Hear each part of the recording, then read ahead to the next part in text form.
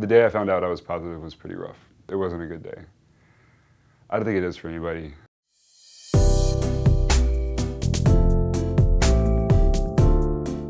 I caught it from a sexual encounter 3 to 6 months from the time that I actually had a positive read. And so I technically was 20 when I got infected.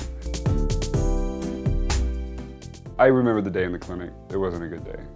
And one friend knew that I had gone to get my results. And when I finally turned on my phone, and I had like 100 missed calls from him, and he was the first person I told. I cried on his sofa that night and fell asleep.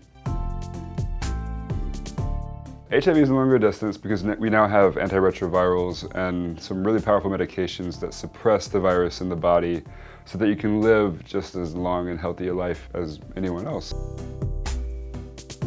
I don't know who infected me. Most people don't. I can't necessarily say that I'd have any kind of animosity against the person who gave it to me. I know in my head that the likelihood is that they didn't know they had it themselves. That's normally how it spread.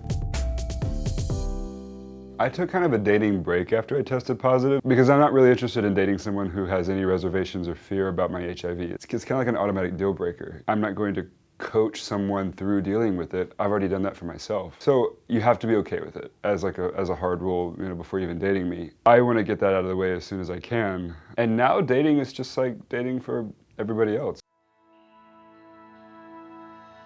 The turning point was a man who I was sleeping with was also HIV positive and on medication. We ate Chinese food one night and I was sitting there and a guy had just turned me down on Grindr.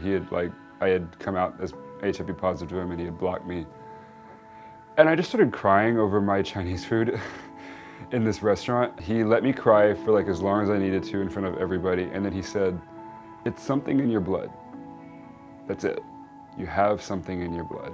He was like, "But you're so much more than something in your blood. You are, you're this full person with ideas. There's so much more to you." And his point was there's so much more to everyone than just something in your blood. If guys are interested and they want to have sex or they want to, do more, then they have full authority to ask and I won't feel offended. In fact, I will encourage us to have that conversation as soon as possible. That's really the only context that I think it's appropriate to ask my status or ask anyone's status. An employer can't ask me that, a teacher can't ask me that, a coworker can't ask me about my status. You never have to disclose your HIV status to anybody, unless they're a sex partner. I'm undetectable, and undetectable means untransmittable. If I wasn't actively treating my illness, then yes.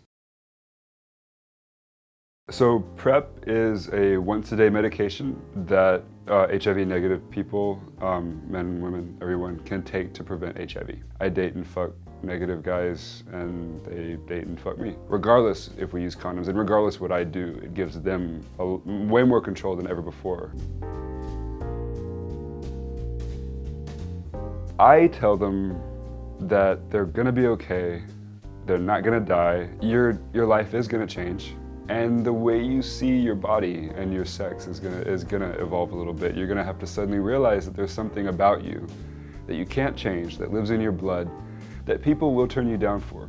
You can only suffer so long from something that's not gonna change before you realize that your identity doesn't go away. There's a lot of awesome, really sexy people out there who don't care about your status. My life has only blossomed, and what I thought was an ending of something, if anything, it opened my mind to having to really appreciate people more.